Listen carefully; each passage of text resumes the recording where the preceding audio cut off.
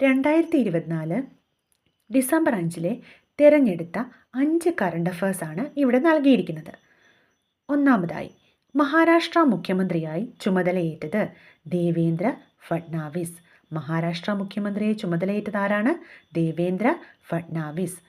BRICS para football വേദി Moscow. BRICS para football വേദി Moscow. ഇൻസ്പേസിൻ്റെ കരാർ ലഭിക്കുന്ന ആദ്യ സ്വകാര്യ കമ്പനി ആനന്ദ് ടെക്നോളജീസ് ലിമിറ്റഡ്. ആസ്ഥാനം ഹൈദരാബാദ്. ഇൻസ്പേസ് എന്ന് പറഞ്ഞാൽ Indian national space promotion and authorisation centre, അതാണ് ഇൻസ്പേസ്.